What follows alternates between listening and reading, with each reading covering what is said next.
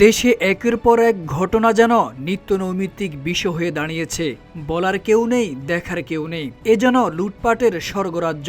এবার স্ত্রীর সামনে স্বর্ণ ব্যবসায়ীকে কুপিয়ে হত্যা।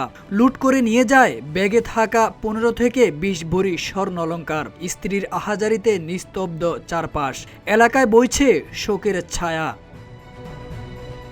রাত 8:30টার দিকে দোকান বন্ধ করে বাড়ি যাওয়ার প্রস্তুতি নিচ্ছিলেন দিলীপ দাস। এ সময় তার স্ত্রী সেখানে উপস্থিত ছিলেন। দোকানে তালা দেওয়ার সময় দৌড়ে এসে সেখানে 3-4 জন উপস্থিত হয়। তারা তাকে পেছন থেকে আঘাত করে। পরে তিনি সামনে ঘুরলে আবারও তাকে আঘাত করা হয়। ডাকাত দল একটি ককটেলের বিস্ফোরণ ঘটিয়ে দিলীপের কাছে থাকা ব্যাগ ছিনিয়ে নেয়। বাধা দিতে গেলে দিলীপকে কুপিয়ে আহত করে। পরে তারা আরও কয়েকটি ককটেলের বিস্ফোরণ ঘটিয়ে এলাকায় আতঙ্ক সৃষ্টি করে সেখান থেকে দ্রুত পালিয়ে যায়। দিলীপের আত্মীয়ের বরাত দিয়ে জানা যায়, সন্ধ্যা 7:30টার দিকে দোকান বন্ধ করে দিলীপ বাসায় চলে গিয়েছিল। পরে ওষুধ কেনার জন্য স্ত্রীকে নিয়ে আবারও বাজারে আসেন।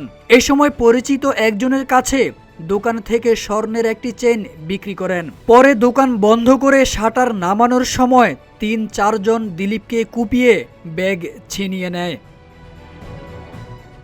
এনাম মেডিকেল কলেজ হাসপাতাল সূত্রে জানা যায়, রাত 10টার দিকে মারাত্মক আহত অবস্থায় দিলীপ দাসকে হাসপাতালে আনা হয়। তার বুকে বড় ক্ষত ছিল। গালের ডান পাশে ও পিঠেও একই অবস্থা। চিকিৎসা শুরুর পরপরই তার মৃত্যু হয়। নিহত দিলীপ দাস সাভারের পাথালিয়া ইউনিয়নের গোপীনাথপুর দাসপাড়া গ্রামের দুলাল দাসের ছেলে। তিনি নয়ারহাট বাজারে দিলীপ স্বর্ণালয় নামের একটি সোনার দোকানের মালিক। রোববার রাত 8:30টার দিকে আশুলিয়ার নয়ারহাট বাজার এলাকায় এই নির্মম ঘটনা ঘটে। ডাকাতদের হামলায় আহত ওই ব্যবসায়ীকে সাভারের একটি বেসরকারি হাসপাতালে নেওয়ার পর চিকিৎসাধীন অবস্থায় মারা যান তিনি। তারেক আজিজ খান, রূপালী বাংলাদেশ।